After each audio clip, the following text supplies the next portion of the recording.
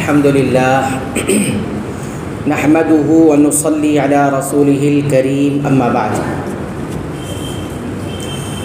نماز کے ارکان سے متعلق آج کا ہمارا 34واں درس ہے۔ آج دو مسئلوں کے بارے میں گفتگو ہوگی۔ پہلا مسئلہ، دو سجدوں کے درمیان جو بیٹھنا ہوتا ہے اس کے درمیان دعا کا کیا حکم، اور دوسرا مسئلہ ہمارے سامنے یہ ہوگا کہ دو سجدوں کے درمیان اگر دعا پڑھنی ہے یا مانگنی ہے تو کون سی دعا ہے جو مانگنی ہے، کتنی دعا مانگنی ہے۔ تو پہلا مسئلہ یہ ہے کہ دو سجدوں کے درمیان جو بیٹھک ہوتی ہے، جو بیٹھا جاتا ہے، اس کے درمیان دعا کا کیا حکم ہے۔ تو دو سجدوں کے درمیان دعا کے حکم کے بارے میں علماء کے درمیان اختلاف پایا جاتا ہے۔ اکثر علماء یعنی جمہور علماء کی رائے یہ ہے کہ دو سجدوں کے درمیان جو بیٹھنا ہوتا ہے اس کے درمیان دعا مانگنا سنت اور مستحب ہے۔ سنت ہے یعنی رسول اکرم صلی اللہ علیہ وسلم نے دعا مانگی ہے، مانگنا چاہیے، اور یہ اچھی بات ہے، مستحب ہے، اور یہ نماز کے واجبات میں سے نہیں ہے کہ ایسا واجب نہیں ہے کہ اگر کوئی نہیں مانگ سکا ہے تو اس کے سجدے سہو کرنا پڑے گا، یہ اس مسئلے میں نہیں آتا ہے۔ جبکہ کچھ علماء کا کہنا یہ ہے کہ یہ دعا واجب بھی ہے۔ کچھ لوگوں نے کہا کہ یہ دعا واجب ہے، کیوں؟ اس لیے کہ نبی کریم صلی اللہ علیہ وسلم نے ہمیشہ دو سجدوں کے درمیان دعا فرمائی ہے۔ آپ سے یہ کہیں منقول نہیں ہے کہ آپ صلی اللہ علیہ وسلم نے دو سجدوں کے درمیان جو بیٹھک ہوتی ہے اس میں دعا نہیں مانگی ہو۔ ہمیشہ جب آپ صلی اللہ علیہ وسلم نے مانگی ہے، پابندی سے دعا مانگی ہے اس بیٹھک میں، لہٰذا یہ حکم کیا ہوگا؟ واجب میں ہوگا۔ اور وہ یہ کہتے ہیں کہ اس وجہ سے بھی کہ نماز کے تمام افعال اللہ کے ذکر سے خالی نہیں ہوتے، یعنی نماز میں کوئی بھی فعل ایسا نہیں ہے جس میں کوئی نہ کوئی ذکر موجود نہ ہو۔ لہذا جب نماز میں کوئی فعل، کوئی کام ایسا نہیں ہے جس میں ذکر اور دعا موجود نہیں ہے، تو یہاں پر ہم کیسے کہہ سکتے ہیں کہ یہاں پہ ذکر اور دعا نہیں ہے؟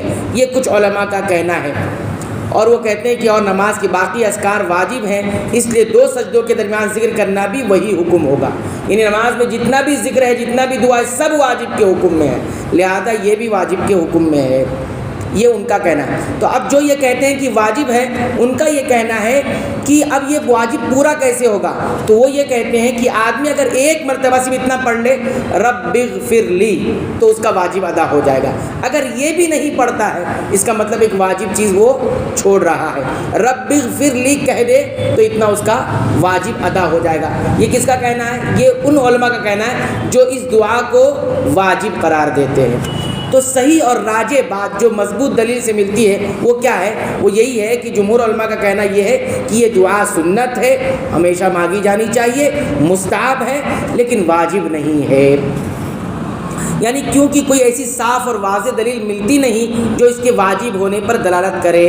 اور یہی بات وہ علماء بھی کہتے ہیں جو واجب کہتے ہیں، اس میں سے کچھ علماء یہ بھی کہتے ہیں کہ یہ واجب بھی نہیں ہے۔ تو بہرحال ہمارے سامنے یہ بات واضح ہو گئی کہ دو سجدوں کے درمیان جب ہم بیٹھتے ہیں تو وہاں دعا مانگنا مستحب ہے اور سنت ہے۔ اب ہم یہاں دیکھیں گے کہ کیا دعا مانگنی چاہیے، کون سی دعا پڑھنی چاہیے۔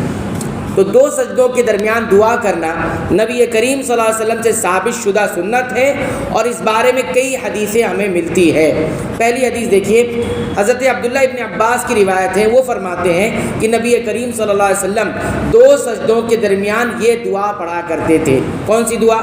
اللہم اغفر لی وارحمنی واجبرنی واہدنی وارزقنی۔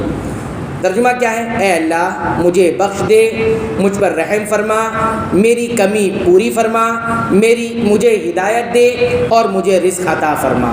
دیکھیے کئی ایک دعا ہے، اللہم اغفر لی وارحمنی واجبرنی واہدنی وارزقنی۔ اے اللہ مجھے بخش دے، مجھ پر رحم فرما، میری کمی پوری فرما، مجھے ہدایت دے اور مجھے رزق عطا فرما۔ یہ سنن ترمذی کی صحیح روایت ہے۔ اور علماء کہتے ہیں کہ یہ دعا مختلف الفاظ کے ساتھ بھی منقول ہے۔ کچھ روایات میں اس دعا کے الفاظ زیادہ بھی ہیں، یعنی جتنا بھی ذکر کیے کچھ روایتوں میں کچھ زیادہ بھی ہیں، اور مجموعی طور پر اگر ساری حدیث کو ملا لیں گے تو ہم دیکھتے ہیں کہ اس دعا کے 7 الفاظ بنتے ہیں، 7 کلمات بنتے ہیں، گویا 7 دعا بندہ مانگتا ہے جو نبی کریم صلی اللہ علیہ وسلم نے مانگی ہے۔ کون کون سے الفاظ ہیں؟ نمبر 1 اللہم اغفر لی، نمبر 2 وارحمنی، نمبر 3 واجبرنی، نمبر نمبر 4 وحدینی، نمبر 5 ورزقنی، نمبر 6 وعافنی، نمبر 7 ورفعنی۔ یہ 7 دعا مانگ سکتا ہے جو تمام حدیث کو جمع کرنے کے بعد معلوم ہوتا ہے۔ ترجمہ کیا ہے؟ اے اللہ مجھے بخش دے، مجھ پر رحم فرما، میری ٹوٹی ہوئی حالت سنوار دے، مجھے سیدھی راہ دکھا، مجھے رزق عطا فرما، مجھے عافیت دے اور میرا درجہ بلند فرما۔ یہ 7 الفاظ ہے، ساری روایتوں کو اگر ہم ملا لیں گے۔ امام نووی رحمۃ اللہ علیہ فرماتے ہیں کہ سنت پر پوری طرح عمل کرنے میں احتیاط اور بہتر طریقہ یہ ہے کہ تمام روایات کو جمع کر کے یہ دعا پورے 7 کلمے کے ساتھ پڑھی جائے، پورے 7 کلمات کے ساتھ پڑھی جائے تو ساری سنتوں پر عمل ہو جائے گا۔ تو کیا پڑھیں گے ہم لوگ؟ اللہم اغفر لی وارحمنی واجبرنی واہدنی وارزقنی وعافنی وارفعنی۔ یہ میں نے آپ دعاؤں کی کتابوں میں دیکھ کر اگر روزانہ ایک کلمہ بھی یاد کریں گے تو ایک ہفتے میں یاد ہو جائے گا۔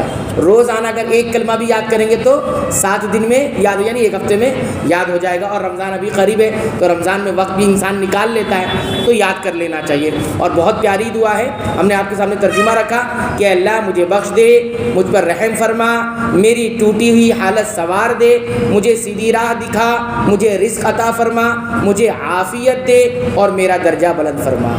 یہ بہت پیاری دعا ہے، 2 سجدوں کے دوران پڑھی جا سکتی ہے۔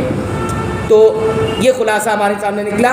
ہاں کم از کم دعا کیا ہے؟ اگر کسی کو یاد نہیں ہو رہا ہے، نہیں پڑھ پا رہا ہے، ایسا ہو گیا کچھ نہیں یاد کر سکتا، تو کم از کم اتنا پڑھے گا، رب اغفر لی رب اغفر لی۔ 2 مرتبہ سنت سے ثابت ہے، لہٰذا 2 سجدوں کے درمیان جب بیٹھتا ہے، ایک سجدہ کر کے جب بیٹھتا ہے تو رب اغفر لی رب اغفر لی، اے میرے رب مجھے بخش دے، اے میرے رب مجھے بخش دے۔ یہ 2 کلمات ادا کر سکتا ہے۔ اگر کچھ بھی نہیں پڑھ پا رہا ہے، نہیں یاد کر پا رہا ہے تو رب اغفر لی اتنا پڑھ لے۔ تو یہ ہمارے سامنے 2 مسئلہ واضح ہوا کہ 2 سجدوں کے درمیان بیٹھنے کے بعد دعا کرنے کا کیا حکم ہے، اور ساتھ ہی ساتھ کتنی دعا مانگنی ہے، کیا دعا مانگنی ہے، وہ ساری باتیں بتا دی گئی۔